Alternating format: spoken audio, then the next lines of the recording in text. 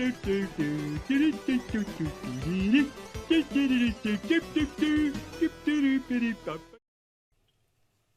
I'm looking at Battlechess for the NES, developed by Interplay in 1988 and released for the NES by Data East in 1990. I recall Battlechess having a reasonably successful launch. It permeated a whole bunch of different systems, and when I was a kid, I remember lots of friends having this game in some form. I don't think many of my friends were particularly great at chess, but it is chess, straight up. There's no fancy twist on the gameplay itself. If you know how to play chess, you can play this game. It's the delivery of the game that is the big thing here. It's about watching the animations when you take over an opponent's chess piece. The pieces here are all medieval in design, which is pretty common, I guess. And when a piece takes another piece, in the NES version it takes you to a sub-screen animation, and it shows a fight taking place between the two characters. There are no statistics to worry about, no upgrading of characters you have to pay attention to. It's chess, and proper chess rules apply. The offensive piece will always win the conflict. I think that as a result of these animation scenes, I imagine this attracted a lot of new players back in the day. I know it did this to me. I mean, there were tons of chess video games out there before this was released, but this one offered a unique graphical delivery.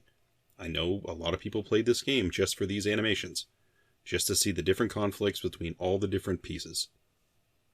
When you boot the game, you get some quick credits, a plain introduction screen, and then when you press start, the game immediately starts. I found this a little odd. There were no startup options, you just jump directly into a game.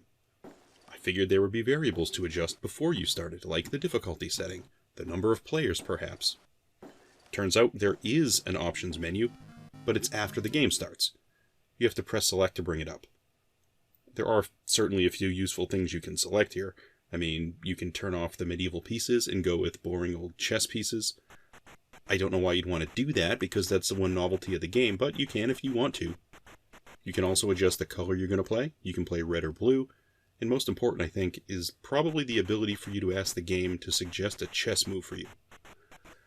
I think for someone that's not very good at chess, this feels pretty important to me. I appreciate the game, and I admire those that are good at it, but I am not one with any real skill in this area. I can get 5 to 6 moves in, and then when the pieces start falling, I start making gigantic mistakes. With a computer being able to recommend a move, you can basically have a tutor teach you a little bit about the game. It's kind of nice. You can also set the board up to a specific configuration if you want and play moving forward from that point, which I imagine is probably really important for those people trying to get really advanced with the game. Or just to continue from another game point, I suppose. I don't think there's a save option here. If there is, I haven't found it. I think this game leaves me with one really big question that I can't answer. Is this an advanced chess program? Like, is it any good? And the truth is, I really don't know. I feel like you need a chess expert to play against the system to see if this game is any good at playing. There have been a lot of video chess games out there over the years. I can't believe they're all master chess calculators. Here, I play it because I love the animations. In terms of difficulty, this one being set to novice, it seems to provide a pretty good challenge, but I have no idea how good this actually might be. I also have this game on PC from years back, and there are some palpable differences between the versions. I think the one thing that's pretty nice on the NES cart, anyway, is the fact that when your chess pieces fight, they do so on a sub-screen, so you can really focus on them. You leave the chessboard for a moment just to see that animation. On the PC, that fighting happens directly on the board in front of you. I think the speed is certainly different too. I've always considered Battlechess to be relatively slow, but the NES cart feels really slow to me. From the pieces moving around to the fighting animations, just a little slower than I'd expect. The graphics are also less textured here, and there's no angle to the chessboard, so it's visually a different appearance. I think the colors are also pretty weak here too. I know the NES palette was not as good as the PC, but here we're only getting 4 colors: black, yellow, blue, and red. The yellow looks terrible to me, and a red border around the screen, it's probably the biggest offender to my sensibilities. I would have put blue, or maybe silver around the edges, or maybe given somebody the option to choose. But I'm not an NES programmer, so maybe it wasn't possible. Who knows? There's no music in this game past a little tune at the start screen, and although I usually want music when I'm actually playing a game, I do feel like it would be a bit of a distraction for something like this. You really should be focusing on the game and avoiding distractions. I don't think there are a lot of chess tournaments with music blasting in the background.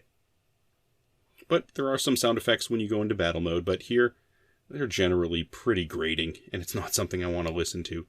Lots of screeches and just weird sounds. I think it's better to just turn the volume down, rather than hear all that screeching.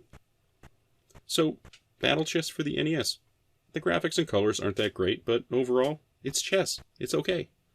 If you were to play this game just you versus a friend, it's going to be just as good as if you were playing it on a chessboard physically in the real world.